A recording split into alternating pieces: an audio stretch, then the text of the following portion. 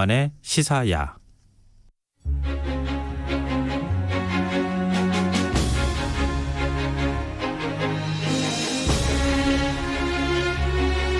최근 경북 안동 지역에 있는 임청각이라는 유서 깊은 가옥이 일제강점기 이전의 모습으로 복원된다는 소식이 전해졌습니다. 임청각은 보물 182호로 지정된 곳인데요. 이 임청각에 도대체 어떤 사연이 숨어 있는지 오늘 흔적 역사에서 자세히 살펴보도록 하겠습니다. 오늘도 이기환 경향신문 선임기자 나오셨습니다. 안녕하세요. 안녕하십니까. 예. 임청각. 네. 어디서 들어본 것 같긴 한데 어떤 그렇습니다. 곳이지? 이런 생각하시는 분들이 있을 것 같아요. 예, 그 경북 안동 낙동강 상류에 자리 잡고 있는데요. 1515년 중종 때 지어진 가장 오래된 민가 중에 하나고요. 네. 고성 이씨 가문이 대대로 살았던 집이고 어느 방에서나 아침 저녁으로 햇빛이 들도록 채광 효과를 높인 배산임수의 99간 저택이라고 합니다. 제1의 형승이라는 극찬과 함께 지금은 보물 아까 얘기했듯이 182호로 지정되어 있고, 그러나 이제 이 집의 가치는 뭐 이러한 그 건축사적인 의미에만 있지 않다라는 거죠. 네. 이게 석주 이상용 선생을 예. 빼놓을 수가 없는 거죠. 그렇습니다. 이 그래서 얘기하면서 예, 그 대대로 그 주인 가문이 이제 고성 이씨 가문의 올곧은 마음이 담겨 있고, 아까 얘기했듯이 특별히 그 이 일제 침탈에 맞선 독립운동가 석주 이상용 선생을 빼어놓을 수가 없죠. 이상용 선생 아시는 분들은 아마 잘 아실 네. 거라고 생각해요. 그 가문 전체가 일가 전체가 네, 독립운동에 그렇습니다. 헌신하고 투신하신 그런 정말 뭐라고 할까요? 사연을 들을수록 막 가슴이 벅차오르는 그런 이제 분인데요. 그렇습니다. 어떤 분인지 좀 설명을 해주세요. 김구 선생 뭐 이런 분들은 많이 아시는데 우리가 이상용 선생은 조금 이렇게 그 대중적으로 많이 알려지지는 않았어요. 그러나 몰라서는 안 되는 분입니다. 네. 반드시 알아야 될 분인데, 이 석주 선생은 임시정부 초대 국무령을 지낸 분이고요. 이 1910년에 한일 합병이 일어나니까 더 이상 앉아 있을 수만은 없다라고 중대 결심을 하게 되는데요. 그렇지 않아도 이제 항일 독립운동 단체인 신민회가 만주에 독립운동 기지를 건설해야 되겠다라는 계획을 세우는데, 그 소식을 듣고 그 처남인 이 김대락 선생하고 함께 그 망명 계획을 세우거든요. 그 석주 선생이 1911년 1월 1일 날에 신정 때인데 오락기구를 다 마련해 놓고 네. 일족을 다 불러서 하루 종일 통쾌하게 놀았다고 합니다. 마지막 잔치를 벌인 거죠. 근데 혼자 떠나신 게 아닌 거죠? 예, 그렇습니다. 뭐 사실은 뭐 이 일가족이 모였으니까 뭐 이 여러 가지 시사점이 있을 거 아니에요. 그러니까 이분이 이런 말씀을 하신 게 있어요. 공자와 맹자는 잠시 접어두고 이 나라를 되찾는 일에 일궈도 늦지 않다라는 거고요. 그래서 이제 일가족이 신정에 한바탕 신명나게 놀고 나서 1월 5일 날 이제 조상신을 모신 사당에 하직 인사를 드리고 네. 떠났는데요. 조상의 위패를 땅에 묻었고 돌아오지 않겠다라는 의지의 발로고요. 일가족 50여 명과 제자들까지 떠났다 그럽니다. 그래서 논밭 일부를 뭐 이 제사 비용, 그다음에 친족, 남은 친족이 좀 있을 거 아니에요. 그분들의 생활 비용으로 남겨두고 나머지는 모두 처분했다는 거고, 특히 중요한 거는 노비들한테 일정한 보상금도 주었고 노비 문서까지 모두 불태워서 양면으로 이제 만들어 주었다고 합니다. 그러니까 일제치하에 도저히 여기서 살 수 없다. 그래서 예, 그렇죠. 우리 가족들, 식솔들까지 다 몰고. 예, 그렇습니다. 그래서 뭐 예. 여러 가지 계획이 있었던 것 같아요. 이게 그 이 석주 선생의 처남인 백하, 아까 얘기했던 김대락 선생도 이 만삭이 임산부인 손녀와 손부를 포함해서 이제 가족들을 이끌고 압록강을 건넜고, 우리가 또 잘 아는 또 우당 이회영 선생 네. 육형제 있지 않습니까? 지금으로 치면 뭐 600억 원 정도 된다고 하기도 하고 그러는데요. 정말 전 재산을 갖고 이제 만주로 넘어갔다라고 하고, 뭐 끊임없이 뭐 이런 사람들 있잖아요. 일제강점기에 크고 작은 뭐 친일 안 한 사람이 어딨냐, 네, 그런 네. 가문이 어딨냐, 먹고 살기 위해서 어쩔 수 없이 우리가 친일한 거 아니냐, 뭐 이렇게 얘기하는 사람도 있잖아요. 그런 자들은 이런 그 석주나 백하, 김대락 선생이라든가 우당 뭐 이런 가문 독립투사들의 무덤 앞에 정말 무릎을 꿇고 사죄를 해야 되지 않을까 생각이 됩니다. 아직도 그런 사람들이 적지 않은 것으로 알고 있고. 뭐 많죠. 뭐 네. 그런 것 같아요. 뭐 그렇습니다. 사실 네. 이 일가족이 움직였으니까 굉장히 위험했을 것 같잖아요. 그죠? 네네. 그래서 이 도중에 그 신민의 뭐 독립운동 기지 건설 계획이 일제에 의해서 탐지가 돼갖고 일부가 체포됐다는 암울한 소식이 들렸어요. 그러니까 주변에서는 뭐 이거 그거 좀 그만둬야 되는 거 아니냐, 탄론하는데 뭐 이런 걱정을 했는데 네. 석주 선생은 이미 떠난 길인데 다소 위험하다고 해서 중지할 수는 없지 않냐라고 해서 갈 길을 재촉했다고 하죠.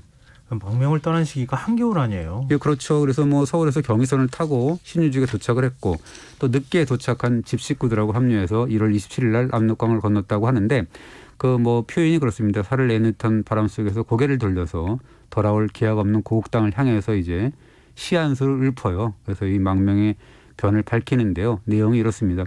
이미 내 밭과 집을 빼앗겼는데 일제가 다시 내 처자를 노리고 있구나. 차라리 이 머리를 잘라도 이 무릎은 결코 꿇지 않으리라라고 했다 그럽니다.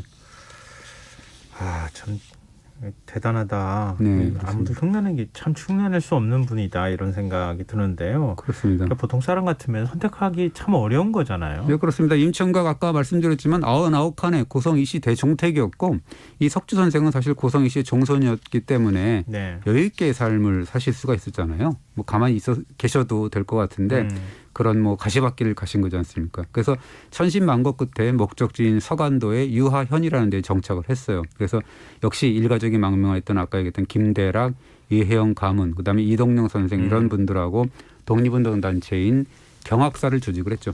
경학사는 어떤 단체예요? 그 아까 말씀드렸지만 신민회 간부들이 1909년이에요. 그러니까 이게 국내에서는 항일운동이 한계가 있지 않냐라고 느끼고 해외에 이제 독립운동 기지를 만들어야 되겠다라고 생각을 했거든요. 그래서 독립군 양성기관을 만들어야 되겠다. 그래서 이제 무관학교를 설립해야 된다라는 계획을 세웠거든요. 그 기지로 이제 점찍은 데가 바로 만주 유하연이었습니다. 거기서 일가족이 다 단체로 이제 망명을 했기 때문에 거기서 이 독립운동 단체를 만들었는데 그게 경학사고 경학사는 따라서 민단적 자치기구의 성격을 띠고 있었다라고 할 수가 있죠. 자치기구요? 그러면은 한꺼번에 같이 가서 거기서 일종의 공동체 같은 걸 만들어서 독립운동을 했다. 그렇죠. 네, 그래서 이제 마을 조성해서 황무지 개간하고 또 독립운동 기지를 만들고 또 부설기관으로 신흥 강습소를 만들고 뭐 이래서 구국 인재를 키우는데 주력을 하기로 했다라는 거고 뭐 이 신흥 강습소가 학교가 되고 결국 신흥 무관학교로 발전하게 되거든요. 네. 그러면서 이제 군사 교육기관으로서 수많은 독립군 장병들을 또 길러내게 되죠.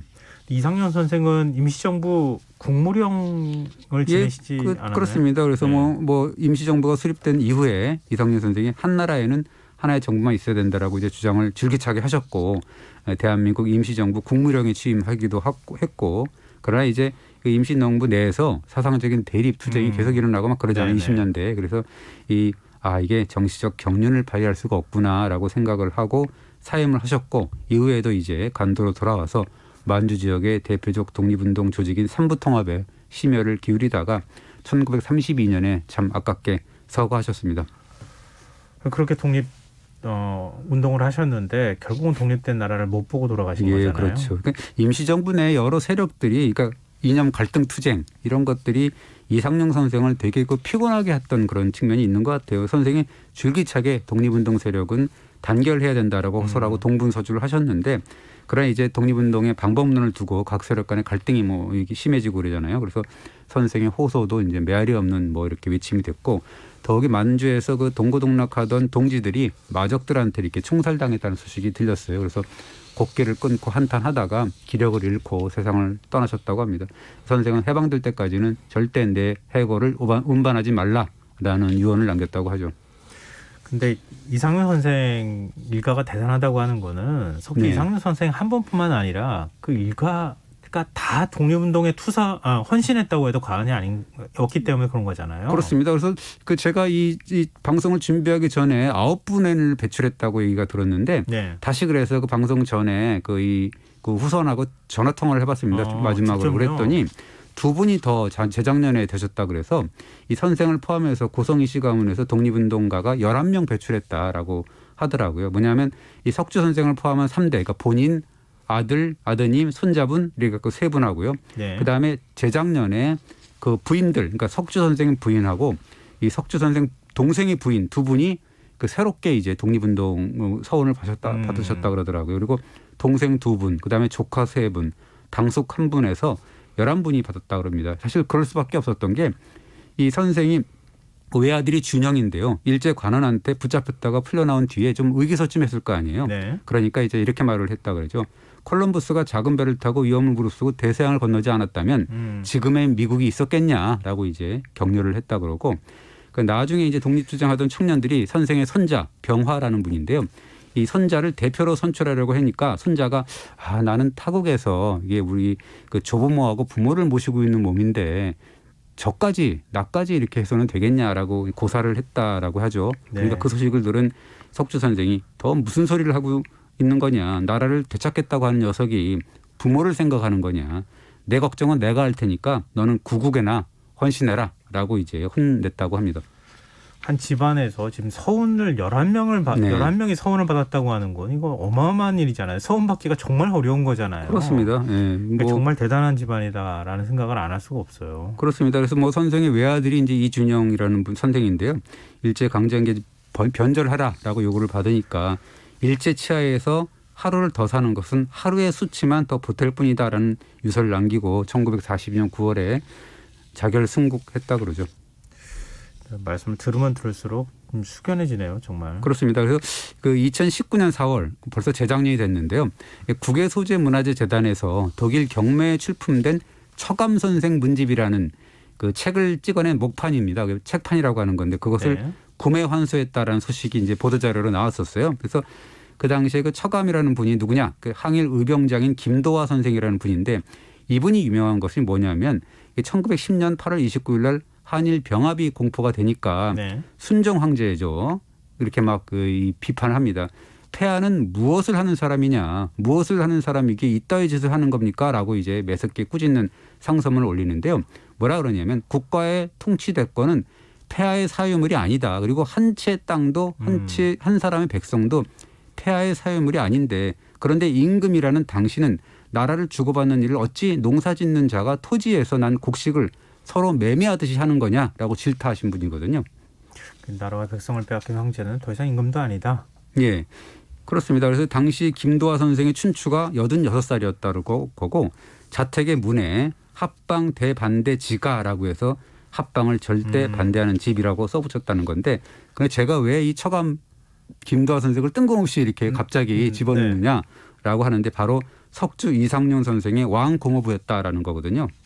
요즘은 이렇게 이 뭐랄까 친족간에 네. 호칭도 사실 잘 모르는 경우가 헷갈려요, 그죠? 왕고모부면은 어떤 관계인 거예요? 제가 그래서 다시 뭐 어제 전화를 했다 그랬잖아요. 그래서 예. 왕고모부 어떤 분이냐 그랬더니 그 석주 선생 그 할아버지 누나의 남편이라고 하더라고요. 그러니까 어떻게 보면 가깝다면 가까운 사이예요. 그래서 어떻게 보면 진짜 생각할수록 대단한 가문이며 집안인 것 같습니다. 근데 이야기를 나누다 보니까 궁금해지는 게 네. 어쩌다가 이상용 선생 집에 중앙선 철도가 관통을 하는 이런 일이 벌어진 거예요. 그때 일제로서는 일가족의 망명을 떠나서 독립운동에 투신하는 것 이게 사실 얼마나 눈에 가시였겠냐라는 생각이 드는데요. 그래서 1941년에 중앙선 철로를 개통하면서 99칸이나 되는 임천각 앞마당을 관통시켜 버렸다는 건데요. 원래 지금 뭐 35번 국도가 지나는 안동과 영주 구간처럼 직선으로 그냥 뚫으면 되는 건데 일제가 일부러 설계를 바꿔서 안동에서 임천각 마당을 통해서 돌아서 우회시켰다라는 거고 그 과정에서 터널 3개를 뚫었다는 거거든요.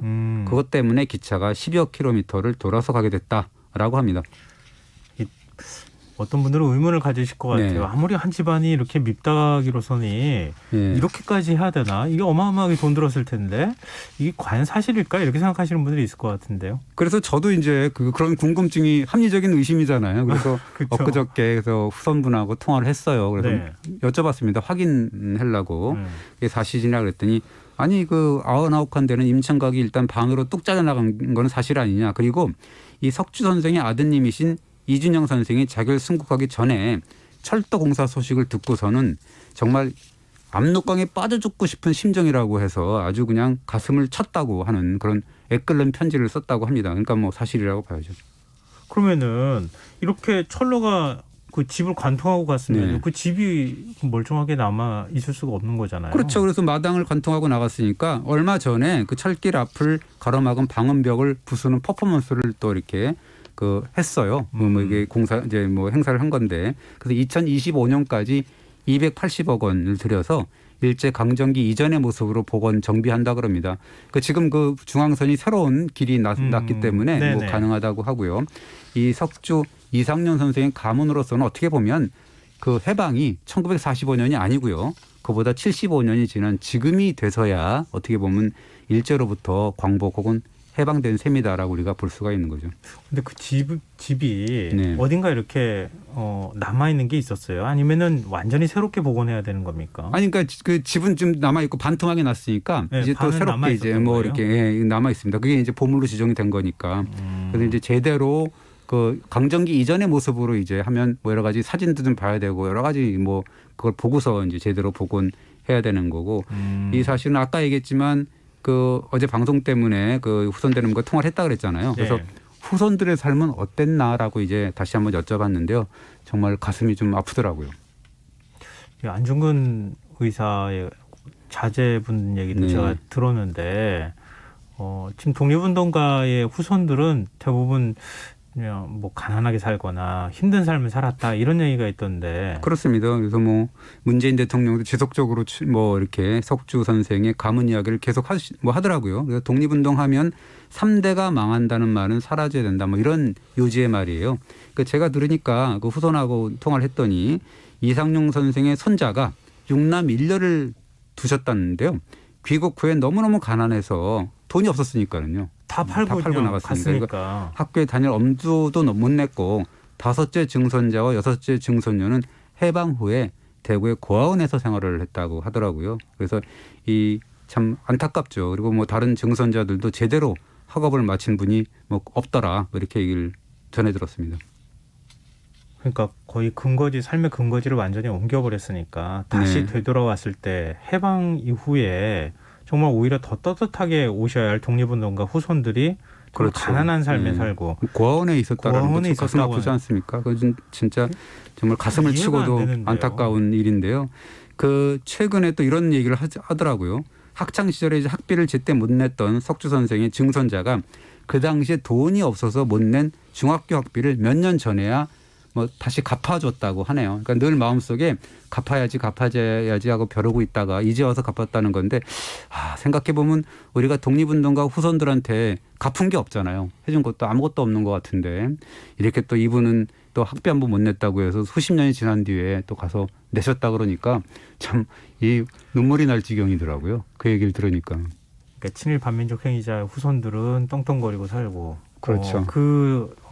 뭐 풀어서 얘기하자면 나라 팔아 먹으면서 얻은 뭐 직위나 자귀 같은 거 많이 받았잖아요. 네. 그렇게 하면서 엄청나게 돈을 불려서 후손들한테 물려주고 독립운동가 후손들은 이런 삶을 산다. 그러니까 그분들은 또 뭐 그런 사람들은 또 이렇게 뭐 자손들 또 이렇게 뭐 동경 유학 보내고 어디 뭐 해외 유학 보내고 그런 식으로 해서 떵떵거리면서 또 계속 학교도 잘 다니고 그랬잖아요. 네. 누구는 고아원에 살고 있는데 누구는 그런 식으로 뭐 해외 유학 갔다 오고 일본 유학 갔다 오고 동경제대 나왔니 어디 나왔니 그런 식으로 하면서 와서 또 해방 이후에 또 이런 관직에 나서고 또 국회의원이 되거나 뭐 이런 식으로 해서 지금도 떵떵거리고 살고 있는 그런 것이죠. 그러니까 최소한 다 누구나 친일하는 거 아니야 이런 말은 하지 않아야 되는 거 아닌가 싶거든요.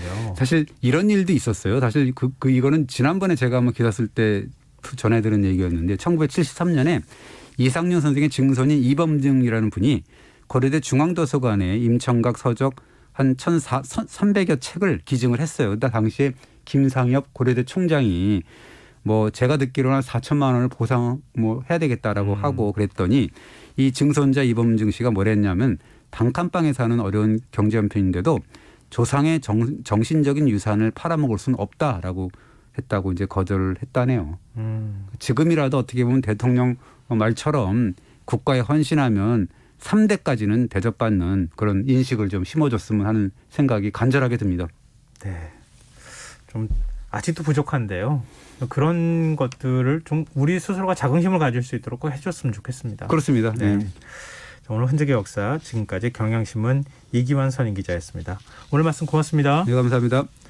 네, 오늘 모바일 상품권 당첨자는 홈페이지 공지사항에서 확인하실 수 있습니다. 오늘 밤부터 매서운 추위가 이어질 예정이라고 합니다. 서울 지역을 비롯한 일부 지역에는 이미 한파주의보가 발령이 됐고요. 내일은 전국 곳곳에서 눈이 내린다고 하는데요. 매서운 추위가 이번 주 내내 이어진다고 하니까 출퇴근길 차량 운행을 비롯해 추위에 단단히 대비하셔야 할 것 같습니다. 이럴 때일수록 청취자분들 모두 건강 잘 챙기시고요. 전 내일 밤 다시 찾아뵙겠습니다. 끝으로 페퍼톤스의 땡큐 들려드리면서 김성환의 시사야 오늘 순서 모두 마치도록 하겠습니다. 지금까지 시사평론가 김성환이었습니다. 편안한 밤 되십시오.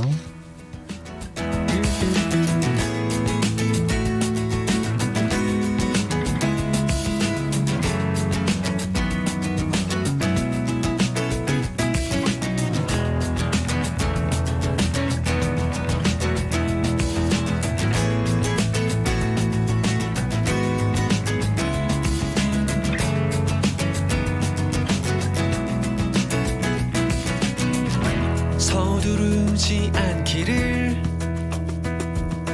흔들리고 물들지 않기를